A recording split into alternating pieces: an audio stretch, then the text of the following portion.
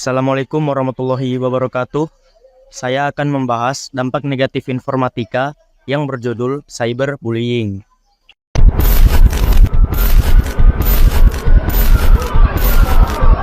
Maraknya kasus bullying atau tindak penindasan yang terjadi di lingkungan pendidikan yang dilakukan oleh sejumlah remaja putri di bawah umur di Cilacap, Jawa Tengah menjadi korban kasus ini dengan memanggil sejumlah pihak. Bullying merupakan ekspresi menyimpang pada anak dalam upaya pencarian jati diri, peran pendidikan di keluarga dan sekolah diperlukan sebagai penyeimbang. Sudah lihat kan, banyaknya kasus tentang cyberbullying harus menjadi perhatian serius buat kita semua, khususnya kita di kalangan remaja. Nah, apa sih pengertian cyberbullying itu? Sederhananya, cyberbullying adalah penindasan yang kerap dilakukan di media sosial.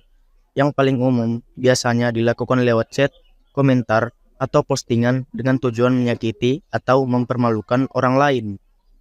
Nah, beberapa contoh cyberbullying yang sering terjadi diantaranya yaitu pelecehan berupa komentar, pesan teks, atau email ancaman yang bertujuan untuk membuat korban merasa takut hingga malu terhadap dirinya sendiri, menggunakan obrolan grup untuk menyudutkan hingga merundung satu orang, memberikan komentar yang merendahkan seseorang dengan menyerang ras, jenis kelamin, orientasi seksual, status ekonomi, hingga hal yang lain, membagikan hal-hal jahat atau hoaks di media sosial untuk menyakiti orang lain di depan umum.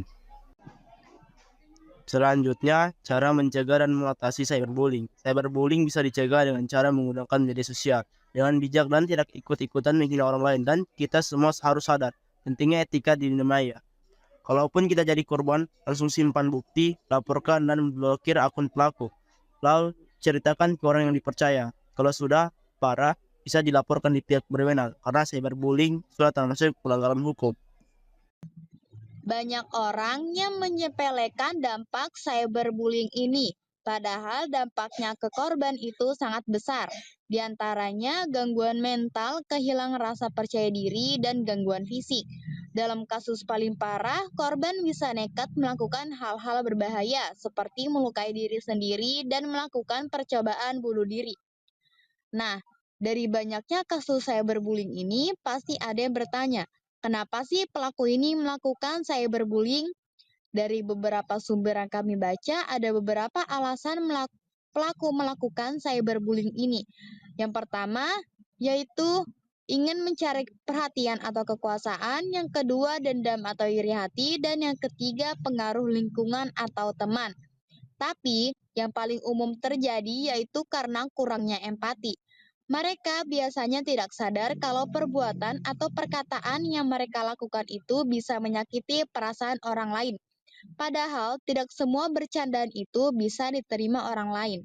Jadi, sebelum kita berkata-kata atau mengetik, biasakan berpikir terlebih dahulu ya teman-teman. Nah, itu tadi materi tentang cyberbullying.